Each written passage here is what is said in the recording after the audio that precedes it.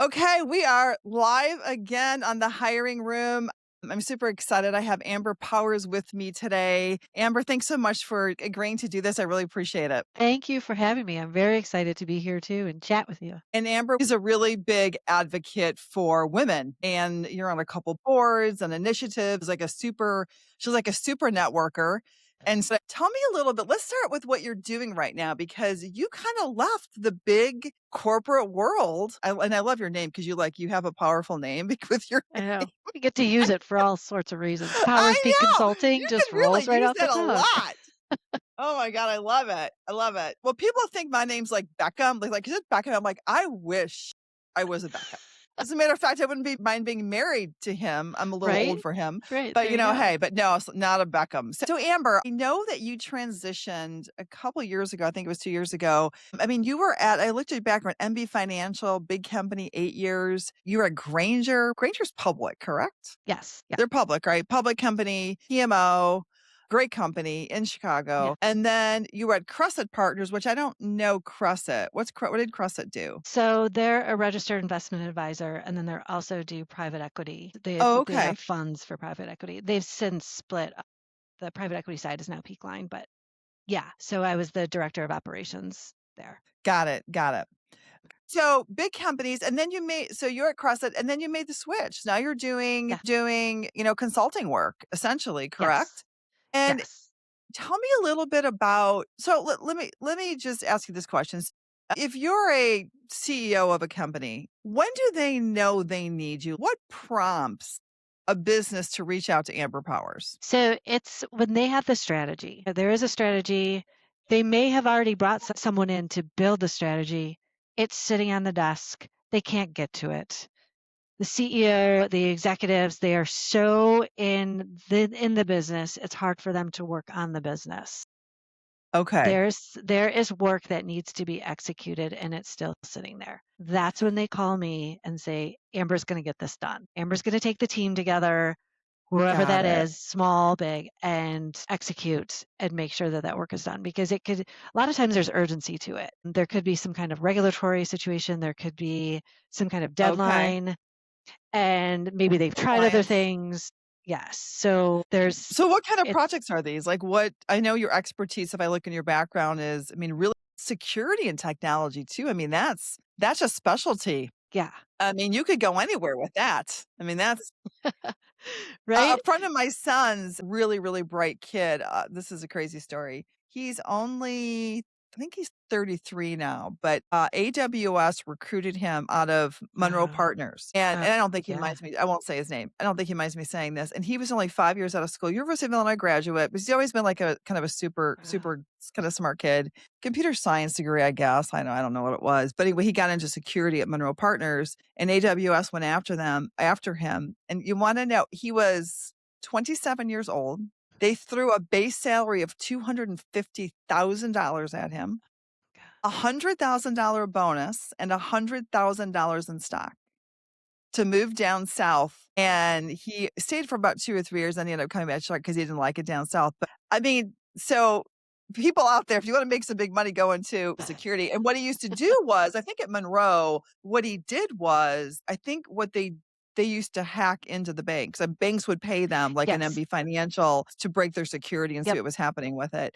And Yep. so anyway, so there's a certain type of anyway, it's a very highly skilled and sought after skill. I mean, Oh, it's crazy. absolutely. Absolutely. It's the penetration testing that they're doing. And Mhm. even more at first, some projects that I ran, they were going around and trying to check all the ports, right? Could somebody just randomly walk into a bank and just plug into the ports? Could they tap into fax Oh, machines when they're there? wow. Could they tap into printers? Anything that was online is what they were checking for. Yeah. And now the risk is what about all of the integrations? Like you have to have the SOC 2, you have to have the SOC, all of these third parties that a company is buying and using, they have to have all these reports to make sure that they're protected after but then you're integrating all of these. So what's behind all of Yeah. that? So it gets really deep into the security. So Oh my gosh, it it's sounds way too fascinating. complicated for me. right? Are you doing work on the security side? Is it just part of it? Or like what area are people do they know you for? What they know me more for is the banking industry. So when there's operations, there's technology, there's integrations. So I have been in that financial background. So when I've been on the buying side, been on the or been on the acquisition side. So Okay. it's when the teams. It's really about there is a body of work. The system, the experts are in place, that they need someone to guide them and make sure that Okay. the working is getting done in the right way. If you think of it like a contractor, when you hire a contractor for your house, you got all these people all over the place. You like, does plumbing go first? Does electric go first? Like, Yeah, and you're kinda everybody like has to work. you're like the general contractor, you're kinda pulling everybody together? Yes, yes. Okay. So it's like Yeah. conducting a symphony, making sure everybody goes in. Yeah. So that's my super. You don't think you need it until everybody's running in different directions, Oh, I climbing would over think you top would of each need it. other. I would think that you would need it. And you're talking about pretty complicated projects. So Yes. I think what happens just in my conversations with people like yourself and my CFO friends is that both my sons are in technology. One of them is at Mhm. Deloitte and he's in the SAP group. He's a project manager, and the other one is he's a senior manager for ERP implementations. Mm. One of the things they tell me the hardest thing to do is just people doing just when you have an integration or you have an implementation or whatever, it's not just technology that's doing it, right? It's operations. Everyone's involved, and try Yes. them on task and to get them to execute at what you need them to do is very difficult to do. Yes. I guess you have to be really, really, really organized to do it. But I can see that. So are you doing and the other thing I think is interesting is you just don't have when you do those types of initiatives, you don't really have the talent inside usually. I mean, people, Mm. can have little pockets of expertise, but like you said, when you're kind of trying to pull it all together, that's a whole different skill set. It is because people like to work in silos. They like to do their work, and Oh, when there's yeah. some big initiative that's coming across the way, they're like, "No, no, no, this is gonna be disruptive to me." Yeah, because So you they have another full-time job. They have to get their other work yeah. done. Yeah. Exactly. And so you find out pretty quickly that the teams haven't been talking to each other. And you uncover all kinds of gaps and all kinds of why isn't this working? Oh, this isn't working because this is supposed to happen. Or, oh, I didn't know the team did that. Like those are the things Yep. that I'm uncovering. So I go way above what a project manager is, making sure everything is moving along. But I'm also working with the executive team. Like, let's look at the priorities. And is this the work? Are you sure this is the work that is going to move the needle? And what are the gaps along the way? So I'll dig into does the process look like from start to finish. Let's fix some of that. Also, let's build your timeline and how long is each of that going to take?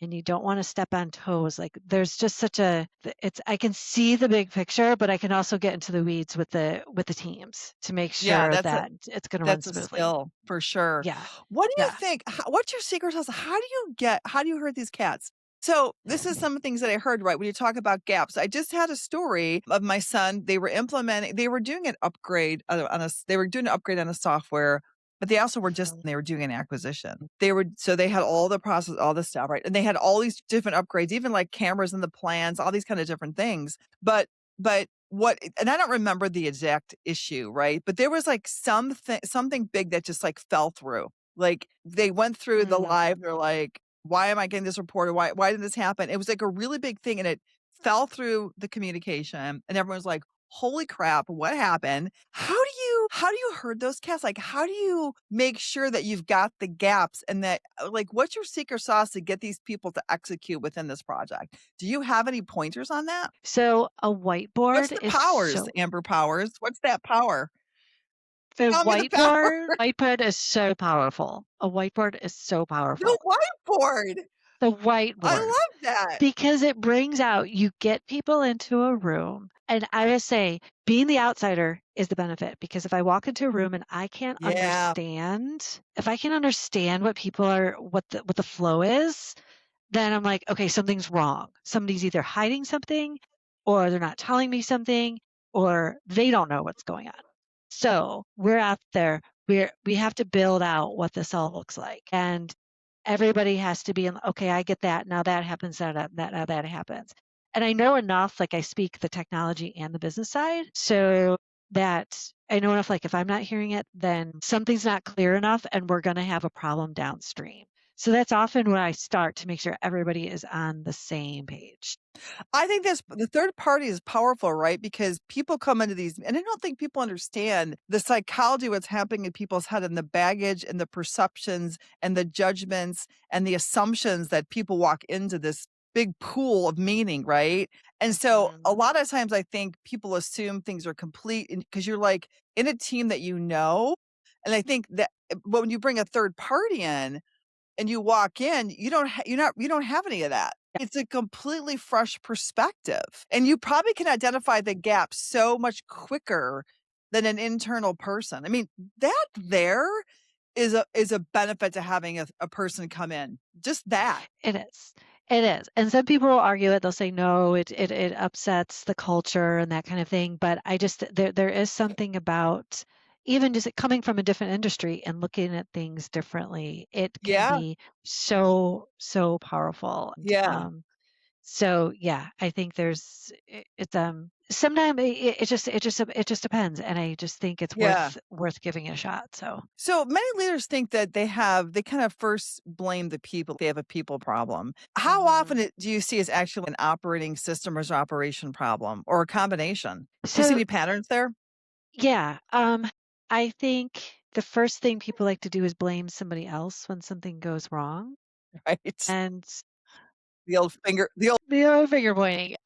What I found the majority of the time, and I would say it's Mhm. probably 80, 90% of the time, it's not necessarily the people. It might be the people not in the right role, or it is the system, or it's the system not being used how it should be. So that's when I think it's important to get into those gaps. For example, I worked with a client who they had this four-person team, four-person ops team who was taking all this work, needed to do the processing for all the transactions. There were 75 client associates who were pushing these transactions that needed to happen. And they couldn't handle it. You know, 4 people couldn't handle it. Okay, well, not surprising. And what was it wasn't the people, like the 4 people were working as hard as they could. It Right. wasn't they could have maybe they could use some training. It wasn't about training them more. But we realized there was a lot of handoff back and forth. These back office people were talking to the clients themselves. And so it was just slowing everything. There was just a lot Oh, of go so I'm like, okay, if we can just anything that is still client facing, transaction I get it's transaction, it's a little operational. The client service people should finish that out, then hand it over to do the true back office to the operations team. And then the operations team can crank that out. That was okay. Sometimes it's just, you just have to take a step back. Like, what does the flow look like? And I nobody right. wants another job, but if you can peanut butter spread it and it makes things Yeah, move faster, now you yeah. don't have to hire more people. It wasn't about technology. It was just looking at the process. It's So kinda like that's the thing. manufacturing, right? You Yeah. know, the efficiency of, how many times I'm picking this part up or how many times I'm moving it, and those, like, actions add up to a time waste and inefficiencies, Yeah. when you add them up around across 75 people back and forth, like, it multiplies, it compiles, so I Yes. can kinda see that happening. What do you find? I know you typically work a little bit more with, the bigger companies, right? So they usually have leaders in place. Mhm. What have you seen when I don't even wanna say this out loud. When they've got that wrong COO in the seat, what have you seen? I know on the CFO side, you can go bankrupt, but do you ever get in those situations where you have an incumbent that's kinda screwed it all up and you've gotta come in and build that relationship and, because sometimes people get promoted within companies because they did well in their prior role, and they end up Mhm. in over their head at some point, Yeah, right? Just because you know the business doesn't mean you understand how that responsibility works within it. So right. have you been in those situations before? I've been in situations where the COO or, the executive team just have too much and they're trying to do all these things. Yeah. And they also might have expertise in this piece over here. Yeah. Say it's more for talking with the clients, or kind of working with the team, maybe working with the teams, but that like the operational side, they're not able to pay as much attention to, and maybe it's not their sweet spot. Yeah. So it works really well for me to come in and just say, okay, I'm going to take this over here and I'm going to work on this. I'm not here forever. I'm not trying to take your job. Yeah. I've got the space. I have the time. Let me go do this. And now you can go flourish. And then I'm going to give it back to you and Yeah. it's all ready to go. And then I'm going to help the team how to continue on. I'm going to put the structure, the processes in place so we can keep running. And now you've got this nice thing with a pretty bow and keep moving. It is very hard to get a team to change and continue on with that, but Yeah. so far, I mean, I've had one client who came back a year later and said, "We're still using the pods. We're still using the pods of people. We're still talking together. We're still meeting. Collaborating." That's I'm does like, that make you "That's feel good? it. You're like, "Yay! Yes, Permanent change." yeah." So I think it's usually you see somebody that they have a superpower. They can't do it all. We can't do it all, right? And No. Yeah. so Or don't I you find see in it.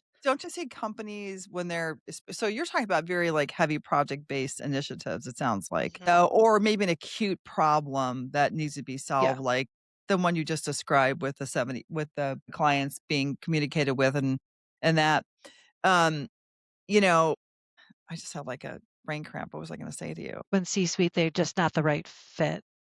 No. Oh, I'm gonna talk about no, I know what I was gonna say. Ok don't you think that sometimes in organizations when you're doing these types of project initiatives that you end up, like, I don't know, you end up, like, giving so you have all these things you have to accomplish. You have this bucket of Mhm. stuff, and then you have a bucket of stuff, and then you have, like, a bucket of resources, which is your just say it's your people, and you just start allocating the stuff to certain people, and you Mhm. don't really think about if their skill set really is capable of this stuff. Like, do you I Yeah. see I mean, I see it in small people inherit stuff, and sometimes people can figure it out, Mhm. sometimes people are good at figuring it out, or maybe they get it done, but it's not optimized, and this one, when you have this big bowl of mulligan stew or something where everything's just sort of Yes. like this and then it's hard to unwind that, right? Like, I feel Yes. it's hard to identify where the real issues is because it just gets cloudier and cloudier and cloudier, and the gravy just gets thicker, you know? Yes. You see it in the tech side. They call it tech debt. So the tech Oh, is that debt, what they call it? that's what they call it. So Tech debt? tech debt. So it Like accumulates over time. DEPT? Like debt? DEPT, I've never DEBT. heard Yes. that term. Yeah. So you'll Well, I'm see not a it. tech person, so There you maybe go. tech Well, people are like, "Oh, I know what that means." it happens in companies that have been around for a while, so Okay. you have technology that you've been Like using it legacy stuff. forever, legacy stuff, and then you Yeah. tack on and you're trying to integrate things and new things are happening. And so you kind of make these workarounds and fit, and then all Yeah. of a sudden you have to bring in, something brand new, and now they want to put AI in there. Okay, but this system was talking to this system, and oh, by the way, you're still using your green screen back from,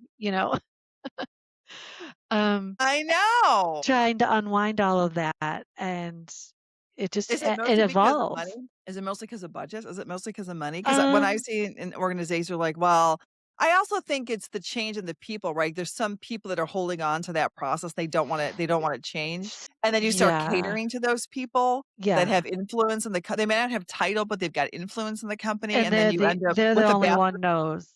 Yeah, they're the only one that knows how to plug it in all and make it work, but I think also the technology just evolves. Yeah. So, do you tear down one piece to put it on the other piece, or do you just piece them together? Yeah, It's it's a kinda like, whole. when you take an old home and you remodel it and you've got all these you ever those old homes and it's like, "Oh, the floor is why is this 2 Yeah. inches higher?" And, I look over here and, "Oh, that siding the match over there," It's that's how I think of those systems sometimes. It's like annexes or something 'cause these additions Right. all over, and you're like, "Well, that leak is but it's the ceiling's leaking over there, but it's not that bad. Let's just put a bucket Yeah. under it," And then something else comes up, and maybe there's a small acquisition, you're just, like, trying to plug it in, and I mean, Yeah. it's complicated. I will say, everyone this whole thing, this whole AI fear and scare, there's definitely gonna always be a job for someone like you because AI can't come in and figure out well, maybe it'll get to the point where it can identify the gaps and tell you what's Mhm. happening. Maybe it'll be good at diagnosing, maybe, probably, Yeah. but it can't fix it. It's got you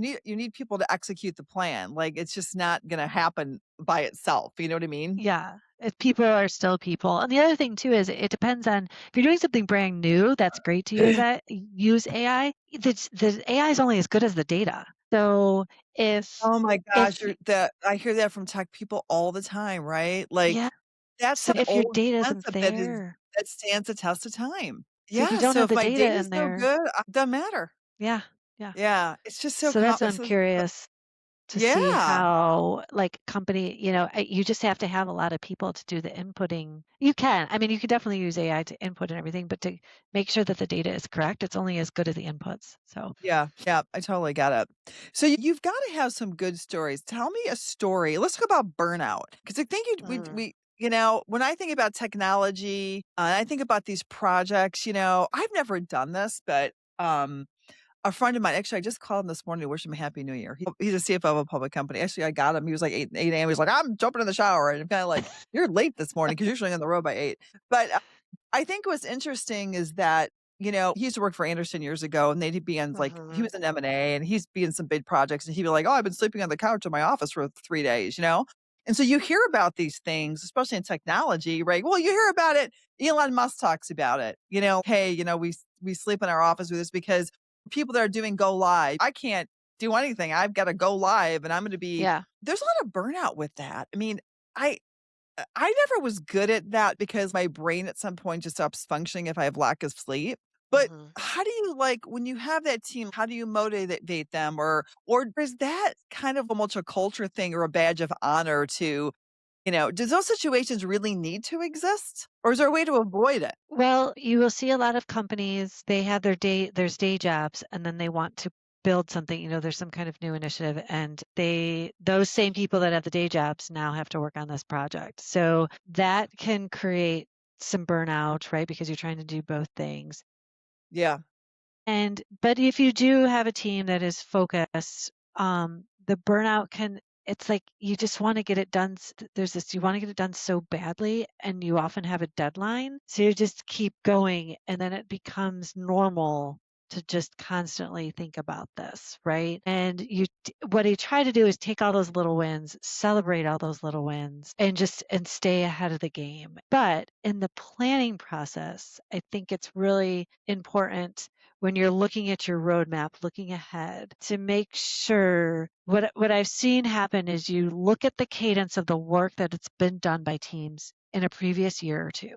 And when you Okay. build the roadmap and you want to build this roadmap, you've shoved 3 years worth of work into 1 year. You really have to step back and say, can we really accomplish this? Because if we Yeah. can't, we're going to burn our teams out. Yeah. And then also, if you have big initiatives that are gonna step on each other, you're just asking for chaos. Like, you're just asking for mess. So, the planning is like 75% of the work before the implementation. And it's probably So, pushing back to the leadership team it's and these leadership, people like, can't do this all this, they right? can't Like, do this is this. bananas. You know what I don't Yeah. hear? Have you heard much of this? Let's talk about, retention of some of these employees, right? Like, Mhm. you don't wanna lose them after all of this. I mean, they're now Yeah. I mean, for a million reasons. We don't have to go into all the reasons. Do they use completion bonuses very much on these projects? 'Cause I don't hear about it too much. But I hear don't you maybe do in you? tech, but I don't hear about it. Maybe in the tech companies, I have not heard about it, so I'm not sure. Yeah, if I think about this I always think this is so interesting, right? Like, you have a company, you're building a company, I don't care if it's PE owned or shareholder owned, whatever, and you ask people to perform miracles, you ask them to give up their personal Mhm. lives, you ask them to work 60, 70, 80 hours a week, and then it's for the good of the company, right? It's like, Yeah. and I know, there's only so many resources and things like that, but I just feel I think you're gonna get more pushback on this with this Z generation. I don't really know any Zers Mhm. because I have nobody in my life except people when I go to the grocery store and the cashier takes care of me or I bump into a younger person. I don't know what the ages are, but it's like they're 21. I don't know, but they're young. I don't know if you're gonna I think you're gonna start getting pushback on that. I mean, you saw it with the millennials, I think more of a pushback on it, but why don't you think they do that more? Why don't they give them a little bit of so they feel good at the end of it? I mean, you have a sense of accomplishment, but I would imagine there's some resentment. Do you ever see the resentment from these people that get burnt out? Oh, I think so, because eventually, because they're gonna have to move on right to the next thing, right? Yeah, It's very possible that the projects have gone over budget and there isn't money to give. yeah, I mean, there yeah. most projects to go over budget. So, I really wish that and I had talked about this. I don't know who I was talking to about this. I don't think it's recorded. Maybe it's recorded. Oh, I think I did a video on it, but I really would love to see more sabbaticals for companies giving sabbaticals mm, for people, you mhm, know? I mean, if you are just doing this, I mean, some of these projects are 2 and 3 years old, yeah, right? I mean, yeah, we're not talking about a 6-month sprint here. We could talk I mean, mhm, some of these initiatives are really long, you know?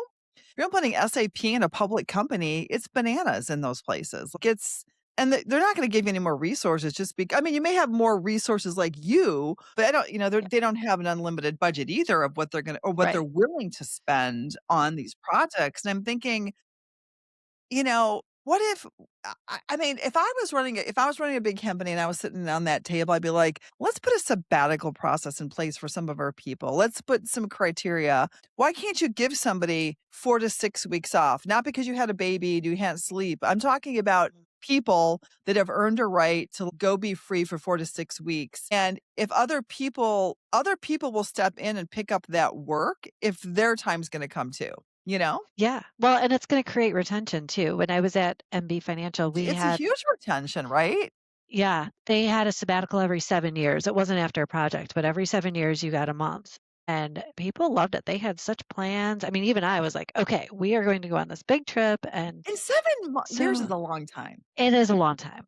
It That's absolutely is a a long long time. So time. People don't even see a jobs with it. I mean, maybe every 3 years you earn it or something. I feel like 7 years is yeah. ridiculous. But I've never even hear of them. I think that's the point. Mhm. Yeah. Europe, they have 6 weeks. They have holiday. They have 6 weeks every Yeah. year, so they're always Yeah. on vacation. And Right. we just have not moved past that, and I Just think keep grinding. we keep grinding, and so that's why we're a rich company or a rich country, obviously, because we work a lot. But I think about my own I've been thinking about my own self, the generation that I grew up in. I'm an X and I'm on the boomer year. I'm not a boomer, but I'm minus 1 year of a boomer. And, it's almost like you feel like you didn't deserve it, you know? You Mhm. were brainwashed that Yeah. I mean, you think about this 2 weeks of vacation, 2 weeks. Yeah. It's stuff I think it's Like 2 increased weeks! more. That's crazy. And That's you know crazy. what? When I do deals, still fight. I fight all the time for people to get vacation. I'm always fighting my clients. "Oh, are you guys kidding me? Well, we first out at 2, and and it's still 2 weeks unless you're an executive level. But even an executive level, it's hard to walk in with 4 or 5. I don't see 5 weeks ever. They have unlimited vacation these days, but it really isn't Yeah. unlimited Is it because the yeah. average ends up being like 13 days. Yeah. And people don't really turn it off, and you really do need to sharpen the wheel. You need to disconnect and really rest, and I think that, if companies wanna do one freaking thing to raise their retention, give them more vacation, real Yep. vacation, or think about doing a sabbatical. Well, and if you had the other company, if you had the other employees cover for them, it's not like you have to backfill it. No. And then they're going to be excited to go on theirs too. So yeah, it's going to be stressful, but then they're going to be able to have their break too. So Right, I mean, you it's can a do anything for 4 to balance. 6 weeks. You can kinda figure it out, Yeah. you can do it. I mean, maybe it's the 4 weeks. 1 month's a lot, so maybe it's just a month. It's just 1 cycle of something, Yeah. and yeah, right, Yeah. so I think 7 years doesn't make sense because you won't have the same team together for 7 years, but you might have the same team together for 3 years, Yeah. I like that. I like that. where you could It's a kinda rally solid. behind each other and Yeah. you're invested in it, and you wanna make it work, so you get the sabbatical, so you're not gonna complain Right. about the extra work. There's a lot of psychology going on in here. Yeah, I know. That's what I'm saying. Like, I'll cover for you because then I get to go take a month off. I'm like, I like That's that. This exactly is a right. Like, don't good complain, retention. don't be Mhm. out there crabbing about people because then they'll take it away. Don't ask for more Yeah. resources, and Right. then be responsible and do a handoff where you're not handing somebody a mess. Mhm.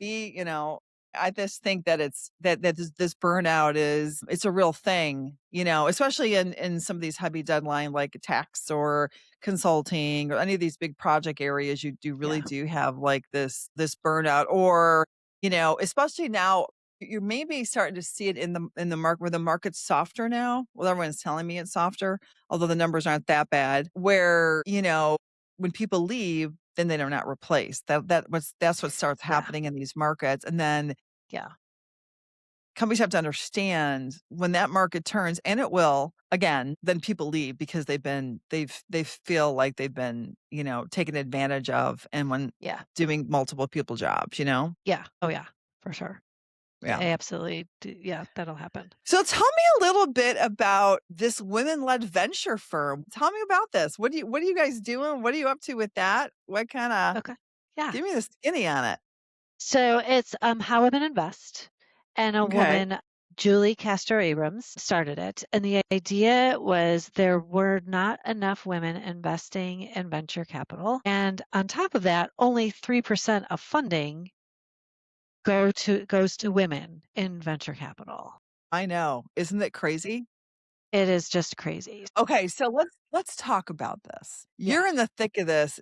What is the why behind that? What's happening? I think okay, so the other piece of that is that she's trying to get women on boards, on corporate boards, Oh, she is. because Okay. yeah, so there's two pieces of that. She's trying to train women. She wants women to get on board. So she's like, hey, let's push this. And now you've got more women in leadership. And then you've got a bigger and also minority in leadership. And you just get a better there's so many studies about having a diverse Oh, board yeah. is Oh, so yeah. beneficial, right? Oh, yeah. So the idea is to do that. And I think it's you hire who you know. I mean, you have to have seen this, right? Renee? You Of hire course. who you know. And Of course. so in order And to it's break that cycle, yeah. you have to have initiatives like this to get more people in. Okay, so let's read between the lines here. I hire the people you hire people you know. So if Mhm. men are in the leadership position, is that what you're saying to me? Men are gonna Mhm. hire men. Men are gonna invest in men. If men are the ones that are running the VC firms, they're gonna give money to men, right? So it's kinda like, Mhm. are we back to is it the club or is it I think about this, right? So if I try to take a little bit more of an objective viewpoint and give them a break of I don't know if they consciously do it. Yeah, I agree. I agree with that. Because people move where Yeah. they're comfortable Yeah. behaviorally and where they feel like there's more certainty. So, if my experience is if I give money to a man and I don't have any experience giving it to a woman. Because at 3%, how many they're not funding women's companies, so they don't even have Yeah. experience what it's like to work with a Yeah. female-led company. So it's what Mhm. they know, and maybe even subconsciously, it's kinda they just move towards this. I don't know. I don't know. But there's also an age thing with that. Because did I ever tell you this? I actually built an app a couple years ago. No. It was a lot of money. We did a whole initiative. We built this app. It was an amazing app. It was before you Claude could make you an app in 2 hours. Yeah, it was a whole team, and I pitched a whale. I pitched Tom Golisano, who owns Paychex. I did Oh a my gosh. pitch. I was with him for 5 hours. He's awesome, by the way, and he's worth like at the time, he's worth like $5 billion. And I was like, "Tom, you could just write me a check for these 5 hours and that you could just the time you just No. like your hourly rate, you could just wrote me a check and not anyway, we didn't get the funding because he doesn't really invest in tech. He was a tech investor. So we did Okay. end up getting money out of him. But what's interesting is that there was also an age problem we had is people didn't want to give money to old women. So not only Oh were my you and gosh. I we had a young guy who was at that time 35. We had to put him in front because we Yeah. knew that they wouldn't give it to isn't that crazy? And honestly, I could run circles around this kid from a business standpoint. If it was me, Mhm. I'd be like, "Give you're better off giving me the money because I really know how to manage this situation, right?" But they wanted the young dynamic guy and they're very especially in tech, I feel like they still live in the 20-year past where you should be in an incubator, like living together in a house and eating, beanies and weenies and, going through this rite of passage together. It still exists. That mindset still exists. But it was crazy because our age was totally against us. For Wow. female and old and middle age, it was totally against Wow. us. Our life experience did not matter. Multiple businesses did not matter. None of it mattered. And so, like, you see this. And so I guess what is her solution to it? It's educating women. It's getting them it's and the benefits of getting into venture capital, investing in venture capital. You don't have to have $500 million. You don't have to have $1 million, right? She created the fund, so there's a good entry level there. And the more women that you put in boards means there's going to be more women on boards. Like it's better than it was, 50 years ago, or whatever, obviously, but Yeah, of course, it's we're making good still strides. yeah. So, So, you know what I just always keep see, going. Amber, too? This will be really interesting because what I used to see, and I don't know if I'm in the thick of it enough to really you are. I don't know if I'm in the thick of enough to make any kind of a judgment or observation. When I started the WISE group, when I went to look at Mhm. my Rolodex, 80% of my contacts were men. They weren't Oh, women, they were men. And what I have wow. found is women don't help each other like they should. So these women who are getting in these board positions are doing this, they need to hold firm and keep helping the women rise up because it's Yeah, very easy to default to the group, right? Like to the group dynamics of then going back I guess to the male group.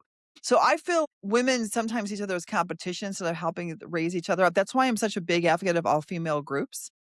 yeah, That's why I'm a super big advocate of it because we yeah, have to yeah, help and you do it all the time. You're always like, yeah. "Hey, when I get this person," you're always trying to connect people, network people, and help each other with stuff. Like, we have to Mhm. do that because we have to rise up together, Yes. we can't do it in isolation. It's not gonna No, and work. the other thing lately is that I've started to notice is that women aren't pushed to build where men are pushed to build. So they have something to sell, hand off to, whereas women are more doing. So Yeah, you I see could it? yeah, because it's it's evolution of our roles in our households probably. Yeah. Yeah. So now there's more ownership. Men just generally have more ownership. So we've Yeah. got so that goes back to the venture capital. If we're not giving them money, they don't have anything. They don't have the money to build, right? And so they're bootstrapping or Yeah. doing doing a variety Yeah. of things to Or try to they're make not things happen. doing it at all, Yeah. 'cause it And so this is interesting. So it's a fund that only takes money from females. So you're walking the talk. You're giving money to invest in other females, and you guys only look at other founders. females to female founders. And Yes. is there a certain industry that you guys target or products or services that you target? No, I mean, it depends and kind of ebbs and flows. Like obviously technology and then also healthcare are big ones right now, but it Okay. doesn't have to be a certain. So there are funds out there that are specific to certain industries, but yeah, this one it's the Is focus there is on women founders. is there a minimum to get into the fund? I'm sure there is, but There is, I don't know exactly what it is right now, but you have to be an accredited investor, so there are limits well, the to credit it. investors back in the day wasn't the net worth wasn't that I mean, it was back then. Have they changed that? It was I a net worth of think $1,000,000 or something. That's nothing nowadays. you're right. I wanna say your combined income has to be 300,000 a year, or you have to be don't quote me on this, or you have to have a net worth over 1,000,000. It is still something like that. So, Yeah, I don't think that's because I that's kind of remember the push. It's like, yeah, because I you remember don't sort of have to be like a multimillionaire to do this. right, I mean, the cost of housing these days, if you even I mean, it doesn't take much to get to $1,000,000 on a on a balance sheet anyway. I mean Yeah, right, and a right. combined income of 300, I mean, I know people maybe listen think that's a lot of money, but I mean, combined income, it's not like you're not rich as dollars a year. I guess that's my point, Yeah, you and know? that's also there's a lot of risk to go into these funds, right? Like Oh, this yeah. is that Yeah, so you have to be founder able level you have to be willing to lose yeah, you gotta be literally willing lose to this lose the money. money, yeah, because you're not Yeah. ri yeah, because yeah. So this is interesting, so I don't know if I've ever I should put the founder of this company together. My friend Nicole DeFalco has a whole cohort of getting people board ready, Okay. meaning Yeah. all the docs, the whole process, marketing Mhm. yourself, the whole thing. It's not as easy as just applying. It's a It's a process. full-time job. Yeah, it's a full-time Yeah, it's job. like you're marketing yourself to do this, her and I had talked about I don't know, I may go through her program, but anyway, we should put them together because that could be maybe this person already has a program, but it could be kind of an Yeah. interesting thing. She probably already has one. Yeah, yeah. What are you seeing? Is it how are the stats? Is it increasing? Are you seeing more women on boards? Are I people looking think for it's women?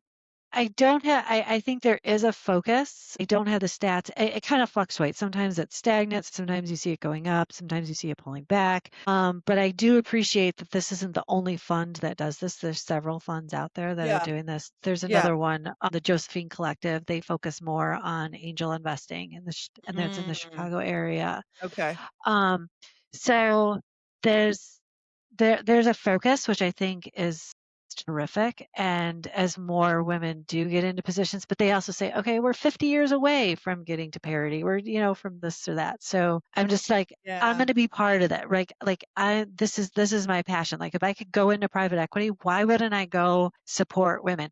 'Cause here's the thing. The other thing too is that women are much more conservative with their spending and their money because they aren't getting the funding. So women these companies tend to have better returns because they're more economical when it comes to how they run the Yes. business. So their numbers are better. You know what?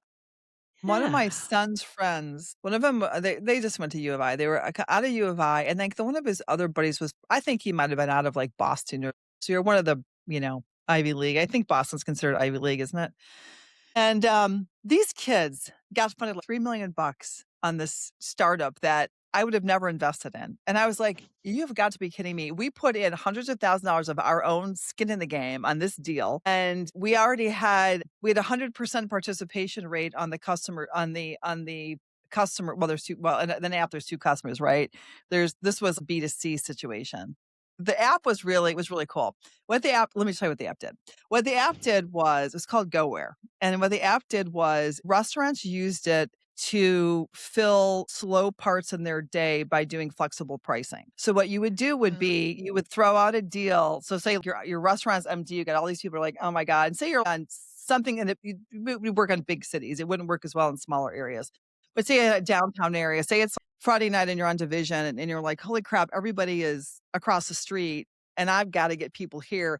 You could throw out a deal saying $1 martinis and literally get people to grab the deal and come over to your place. So you were doing this Yeah. flexible pricing. So instead of doing specials on Wednesday, you were doing this in the moment and you would drive people. Wow. And you would do it like time and quantity bound. So the first 50 people who are the first hour can come over. And of course, then it's up to you to upsell, right? Yeah. Your meals and things Get like people to that. So stay there. Yeah. we Yeah. did a whole market thing and we went to we picked a market that we actually had some context. It was like Naples, Florida, which has like a big Fifth Avenue strip and all this stuff. And we had 100% participation rate from restaurants. Restaurants were begging us for this, Wow. Oh my begging God. us for this. And so we had the whole thing was built. It was amazing. We spent way too much money. We should be doing an MVP. We didn't do an MVP. We did was way too mature, had gotten the wrong advice, got into something we didn't understand. And the restaurants, and when we didn't end up launching it, we're like, we want this. Like, especially if you're a new restaurant, right? Because you've got to get people in the Yeah. door.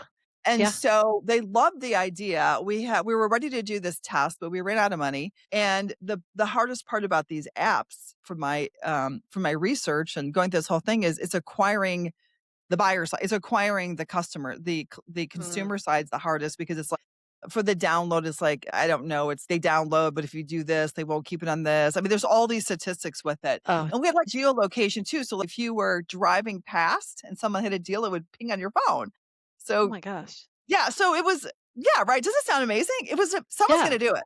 Someone's gonna do this. Absolutely.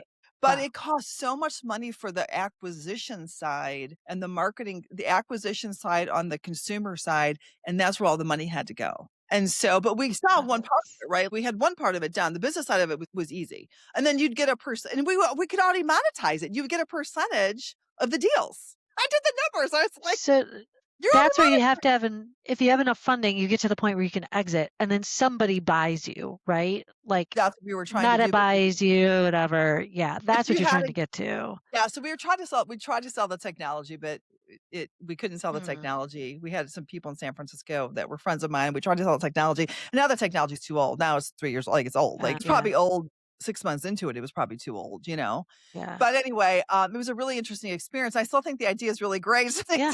It's really great because no one's doing it, but, it'll do. It's gonna happen. I'm gonna see it. Yeah. Sometime I'm gonna see it 10 years from now, I'm like, "See, Yes. I knew we should have done this." Anyway, it was a really You good like attach it experience. to you could attach it to like Google Maps or, There's so Like, much you could do with it, Amber. I'm that's where telling it you, should be it's a great there. idea, but I'm not doing it Oh, again. there. But anyway, Lesson learned. but the whole point of that story, not only that I'm a serial entrepreneur, um, but yeah, it was really hard to get funding, and we knew a lot of rich people. Like I have some friends that are pretty wealthy, and we got in front of some people who had some serious money, but boy, they did not want to let go of it. It was really hard to let that for have them fund it when we didn't have any proven, we had no customers, we didn't have any book of business at Yeah. all. Even when we came back with the side of the with the business side of it, and a lot of people don't really understand it. It's really hard to pitch a startup like that to this would be angel investors because they have a hard time understanding how it works, and so then they become uncomfortable with it because people who have money typically have an expertise in one area, and then you show them an investment, especially tech, and they don't quite know how it works, and Yeah. and it's hard to convince them to part with any amount of money. We were like, we'll take Yeah. 50,000.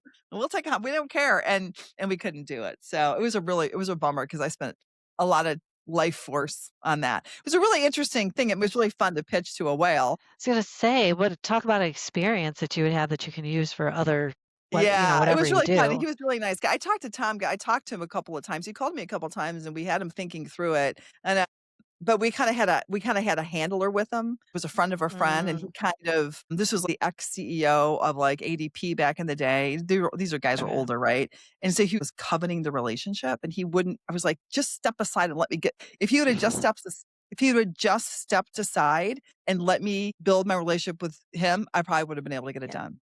But Mm, he was blocking me. that's He what he kept, like, does. Yeah. having to talk on my behalf and blocking me, and I was just like, and then Tom would call me he'd call me like, "Greg, send me the stuff over and give it to my analyst. Let me talk to your analyst directly." So I guess kinda keep having these people, had too many, too many people blocking me, and Yeah. I think I coulda got it done but it doesn't matter. It's a different life. It was a long time. It was like 2020, 2021. So we were just also coming out of COVID when this happened, and people COVID. really needed it. Yeah. It was like they Yeah. really needed it too. So anyway, Oh, for sure. so anything else you wanna chat about? I wanted to ask you, any crazy stories you have in tech where anything that, any kind of people stories or crazy stories that stand out for you at all? I mean, you don't have to. I was just wondering with what you've done, there's gotta be some crazy things that have happened. Okay, so this is kind of a because I often do work that's technology focused, or Yeah. I worked with a not-for-profit. They were trying to get out of their 13 different programs that they needed to get out of, and they were just completely changing their strategy. It was the right direction. It was really great work, but they had to get out of buildings. They were getting out of leases. And in order to get that, and so there was a lot of paper, so many paper files of Even like, things going back and back, right? And just years and years, and programs that closed. They did what they could, but all these buildings, there were 6,000 boxes that we had to get into storage. oh my Yeah. god, why did they even store them? And they still kept them? They had to. Like, there's certain rules based on what they Oh, were I didn't know doing. that. Yeah, 6 there's certain wait a minute. 6,000 to, like, 6,000 Iron Mountain? boxes. Yeah, yeah, I and didn't so even anymore because you couldn't oh, afford to put it on probably couldn't afford to put it back to put it file to magnetic or to whatever we wanna call it, yeah. digital. No, no, no. We looked at yeah, digital, we looked into that, and it was And so, storing so that's not cheap. expensive. It's yeah, and the other thing What about a it was is waste of that money. you put it in, but what if you need to retrieve it? You have to know what's in every one of those boxes. So So how'd we you had guys to do it? create well, the woman and I who were working together were like, nobody's gonna own this, Right. but you have to get out of those leases. Like you have to, because then you're going on for another year lease. There was no option. So we had to get people who wants to put files into boxes, You and had to we get had to like a whole temp create you had to get like a whole temp team in there. yeah, so I had to work with legal to make sure like this is everything that needs to be tracked of what's in that box, How and you did have you to have it go electronic. how did you do it? Did you, like, just get a army of people and assign them so many boxes and they had to go through and document what was in there? Like, what did you is that It was all the programs. So all the programs had to handle their boxes. And at some point we couldn't get down to what every little tiny thing is. You had to be like, okay, this is good enough for what's in this box so we know because then you go to the storage and you're like, okay, I need box 725 and whatever. Yeah. So you Oh, have to yeah. know. So we had to train everybody on how to document because some people would like want to put what was in the box. It sounds They'd like stick a a piece night. of paper in it and put it in the box, and then you're like, but you don't know what's in that box. But why would you have her have to go to those boxes if they're closed programs? Because there could have been later on, there could have been legal, there could have been some kind of legal situation. Okay. It So did it was happen.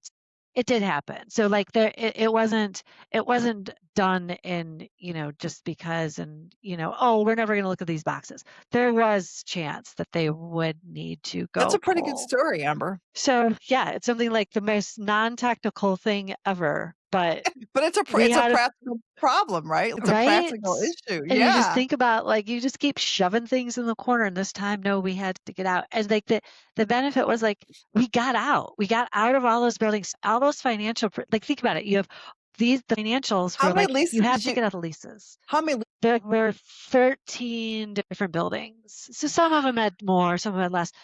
If you didn't get out, then that was another year. Like we couldn't do this to the not for profit. We had to get this done. So No. that's one of my No. like, why do you hire me? That's why you hire me. Because I can get you 6,000 boxes out of the building. It doesn't matter if it's digital, if it's magnetic tape, if it's boxes. Amber Powers can figure out how to organize anything, it sounds like. Oh my gosh. I would just be like, find somebody else. I'm out. Like I Yeah. can't do I need 6,000 people for these 6,000 boxes. I mean, the thing that people understand about nonprofit, they don't have extra money hanging around like that. No, Like, you know what? no. You had it networked. We were trying to network me to help this one gal, which I was thinking through. There could be some people like that we could connect her with. I haven't Oh, talked yeah. to them in a number of years, but I don't care. I used to do a lot of work with the YMCA of Chicago back in the Mm. day. A lot of work Oh, with those okay. guys. And I think one of the ex CFO is now at Rotary International, and they did really good. And then the controller is her name is Kathy Sharko. Kathy, if you're listening to this, I should call her and wish her happy new year. She's at the Art Institute as a controller. So they are like we used to do a lot of work that because I used to have a temporary like think about accountants. I used to have kind of like accountants team back in the day. And so Mhm. the only way they could staff would be like come to hire 90-day or 3 or 4 months free, kind of a no conversion fee and all that stuff. They couldn't Yeah. really pay any fees. They couldn't afford to pay, fees. And then they had nobody inside to help them recruit. They get in a Yeah. pickle. They get in a really They big do. pickle. And so temp to hire was always sort of a big thing for them. And I'm not a big advocate of the structure of a temp to hire because especially in accounting and finance, because it's only 1% unemployment rate. Sometimes there's negative unemployment rate in accounting and finance. So Mhm. the people you get for temp to hire, either if they're really good, they're not on the market very long and then they leave. Yeah. And then the people that just don't want to commit, they just float around may not be the people that you want. So it's just Yeah. anyway, that's a whole other thing. So I used to do a lot of work at Henry Booth House. We used to do work with um the uh is it the Latin school or the Latin something? A lot of all the Jewish organizations, we work with all of those. Jewish Federation, we did Yeah. work with. Yeah. Um, some of the nonprofit education companies. I can't remember the names Mm. of, but tons of them. We did a ton of or children's Wow. something. We did tons of them, and it was really because they needed accounting clerical work mostly Oh, that they got would it. try Yeah, to yeah, attempt to yeah. hire. So we did a lot of work with those guys. But, Yeah. yeah, so but there are some people afterwards again, it's been a while, but I don't care. I mean, it's Mhm. not they'll know who I am. Yeah. They'll remember That's me. awesome. It's That's just I awesome. haven't talked to them recently. There's another guy that I talked to, I think his name is Neil Shaw, and you'll see him out there. He's an interim fractional CFO of non-for-profits. He's heavily involved, and so we could put them together with Neil, and then Neil may have people that he knows. He'd probably be a Yeah. really good person to connect with. So if you wanna Because I think this person, I mean, she's got all the credentials and wants to do the fundraising and wants to do the grant writing. Like yeah, you can't get those people like people, that. yeah, Yeah. yeah. So Yeah, I so think what she'll we get could snapped do up. is that send me her information and maybe I'll just do I think I have his email and I could just do an email introduction and let them do that. So just send me Talk that it over and out. tell her. Yeah, because I think, it's a skill set that's hard to find and yeah, the fundraising, are you kidding me? So, all right, well, you Right. are awesome. Thank you so much for Thank coming on the you. hiring So room. are you. Is there any, like, anything else you wanted to chat about or you feel like you got it all out? I think we covered it all. I mean, So, Amber, thanks so much for coming in the hiring room. I'm sure I will see you in a couple events in the next couple of months, I'm sure. And I hope you Absolutely. enjoyed yourself. You've got such a great perspective. And so if people want to hire Amber. We don't want to fire her. We want to hire her. You'll see her contact information on both on the Spotify, Apple, and in the YouTube to be able to find her on LinkedIn and her website. We can include that as well. And if you can't find her, find me, and then I'll put you together with her. So thank you so much for spending your time. I know you have a lot to do, so I appreciate it. Thanks, Renee. Always bringing the energy. This was a lot of fun. All right, good. Fun. Awesome. Thanks.